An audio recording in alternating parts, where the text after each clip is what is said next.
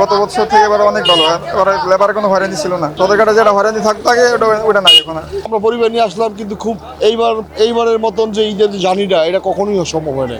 সদরঘাটের খুব ভালো পরিবেশ, টলির ব্যবস্থা করছে, ওই যে আপনার হলো ওই যে বিমানে যেভাবে মানুষ যায় ওই টলির ব্যবস্থা করছে, এবং স্বেচ্ছাসেবক প্লাবন আছে। খুব ভালো লাগছে। এবার ঈদটা সবার ভালো কাটুক ইনশাল্লাহ। আমরা গ্রামে আসলাম, আশা করি এই আনন্দ মুহূর্তটা আমরা পরিবেশের সাথে শেয়ার করবো। শান্তি মতন আইছি, সুন্দর মতন আইছি, এর তার কোনো সুন্দর হয় না। খুব সুন্দরভাবে আইছি।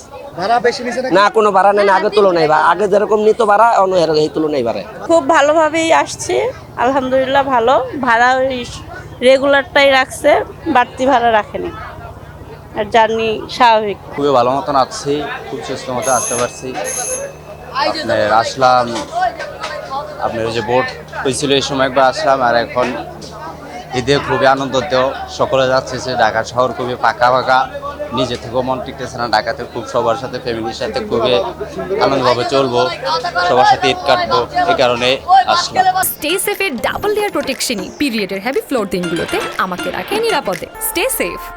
মানে ভোগান্তিতে হয়েছে, অনেক যাত্রী ছিল, অনেক হয়রান হয়েছে, টিকিট নিয়ে অনেক ঝামেলা হয়েছে। টিকিট থাকার পরেও তারা বলে টিকিট নাই, সিট খালি, তারাও বলে সিট খালি নাই। এর জন্য বলে ভাই আমার 600 টাকা দেন, তাহলে আমি আপনার সিট দিতে পারবো। মানে এরকম আমাদেরকে করছে যে গিল